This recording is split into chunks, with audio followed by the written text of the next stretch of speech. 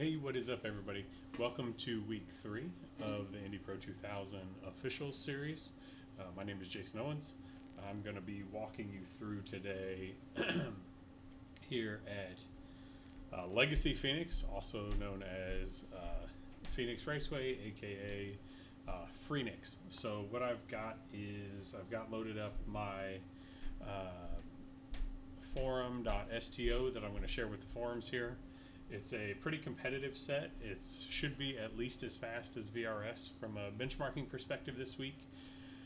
We've got 30 liters of fuel in here. We've got a 60 lap race this week. This set burns about 0.49 to 0.495 liters per lap.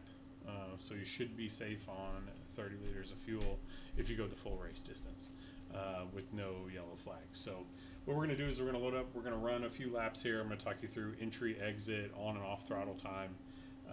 And then for anybody new to ovals this week that's primarily a road driver in this car, because we know that quite a few people out there are primarily road drivers in this car, and we want to welcome you over to the oval side as well for the 3 weeks out of the 12-week season. We're going to walk through some of the standard oval procedures, both race start with the rolling start, as well as restarts and start positions around the track. So hopefully you have 5 or 6 minutes here to walk through this with us. Thanks again for checking out the forums, the weekly thread. I'm part of the community manager team and thrilled to be part of this series.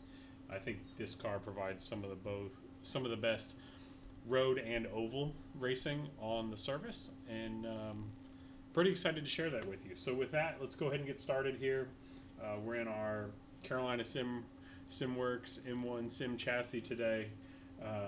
We've got our Zero Speed Force shoes, which I know they're zero drop running shoes, but they are fantastic sim racing shoes if anybody's interested.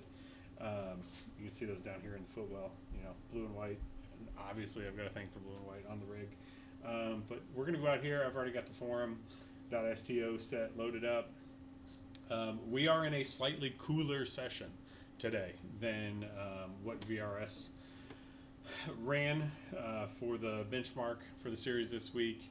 I would expect to see anywhere from 18 to 24 Celsius for track temp at the start of the race. Obviously, it's a sunrise session, so you're going to have cooler track temps at the start of the race, warming maybe 1 to 2 Celsius over the length of the practice, qual, and race session through the week. So without any further ado, let's go ahead and get fired up here.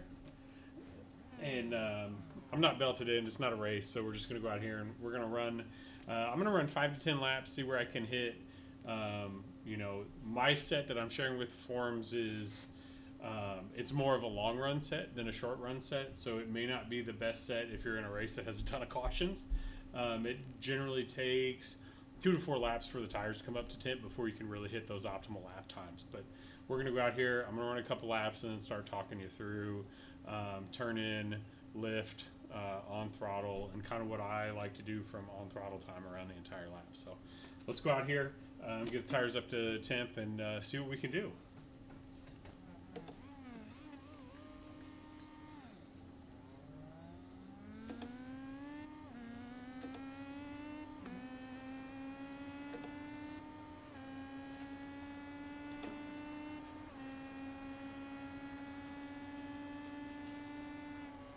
In the first lap out, I really like to give a little lift into 3 there, just to make sure that it sets and we have good grip. But I'm really turning in, getting off the throttle on entry right at the end of the sign there at turn 1. As you can see, we've still got fairly cold tires, and we're coming up to temp. Can't quite make that turn in flat out with the way the tires are right now. So let's see, maybe one more lap before we're really able to push it. We're getting close. We're still about 2/10 off. We're not quite gripped up in entry to 1 yet. Close, need a little roll off. Next lap we should be able to really go flat out through 3 and 4.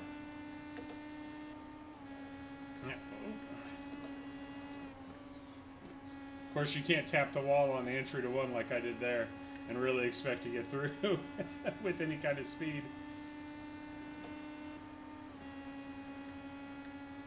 Let's drop down to 5th and use the throttle steer to help us off.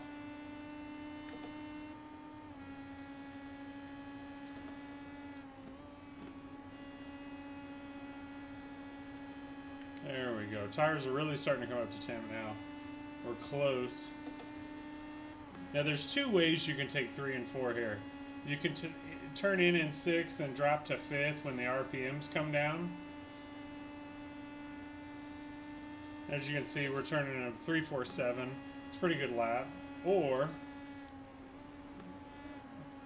try to get back a little early there. Or what we can do here, coming into 3, I'm going to do it next lap. But there's two ways to take this turn, as I was saying. You can get down to the 2 dots on the RPM gauge, drop down to 5th, and then upshift. You're full throttle the whole way either way. Get our off throttle time. Or what we can do is, rather than shift up to 6th and then back down to 5th, we can just keep it in 5th and bounce off the limiter here. And you sometimes get a better drive off of 3 and 4 by doing that. That time I didn't, but sometimes you do. A lot of it really depends on where you're at in traffic, aero push, and track temp. I feel like at higher track temps, you get a better drive off there without the upshift downshift combo. But sometimes at cooler track temps, you can get a little more oomph up off the corner. So as you can see, we're running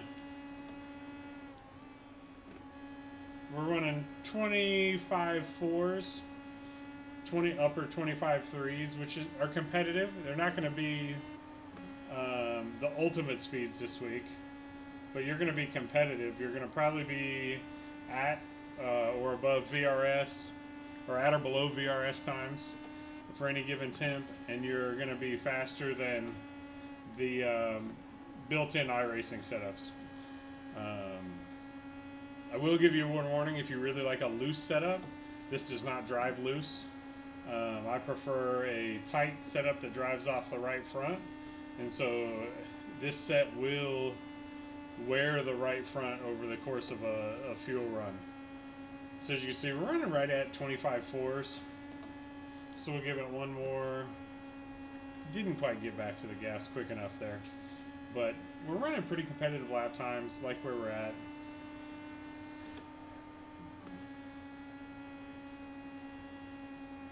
We'll just do one more walkthrough lap, and then we'll kind of talk through oval procedures for those of you that are new. So, like I said, from a turn-in perspective, we're going to go right at or before the sign at the entrance to turn 1. We're going to drift all the way out to the wall. We're going to come right back down to the rumble strips. We're going to come right back out to the wall. And then we're going to ease on through, get back down to 5th, power up off the corner right at the Cup Series sign.